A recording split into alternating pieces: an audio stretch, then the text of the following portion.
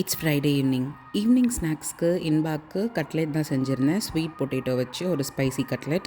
So அது செய்கிறதுக்காக கிச்சனுக்குள்ளே வந்தால் சாரும் பின்னாடியே ஓடி வந்துட்டார். என் பின்னாடியே சுற்றிட்டு இருந்தான். நான் என்ன பண்ணுறேன், இந்த பக்கம் போனாலும் என் பின்னாடியே வந்துட்டு இருந்தான்.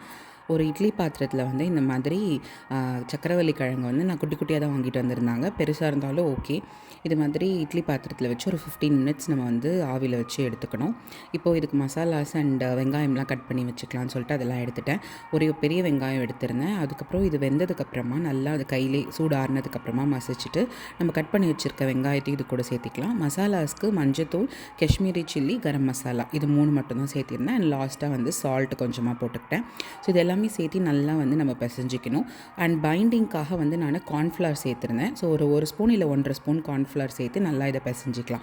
உங்களுக்கு அந்த கன்சிஸ்டன்சி தெரியும். அப்புறம் கையில் வந்து நம்ம ஆயில் க்ரீஸ் பண்ணிவிட்டு இந்த மாதிரி குட்டி குட்டி ஷேப்ஸில் வந்து நம்ம ரவுண்ட் பண்ணி எடுத்துக்கலாம். இல்லை நீங்கள் கரண்டி வச்சு தட்டிக்கினாலும் ஈஸியாக தட்டிக்கலாம். இந்த மாதிரி குட்டி குட்டியாக வந்து ஷேப் பண்ணி எடுத்துக்கலாம்.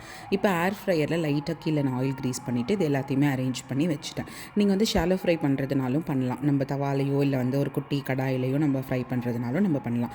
ஏர் ஃப்ரையர் வந்து ஒரு 10 மினிட்ஸ்க்கு நான் 160 டிகிரிக்கு வச்சுக்கிட்டேன். ஈஸியான ஸ்வீட் பொட்டேட்டோ கட்லெட் ரெடி.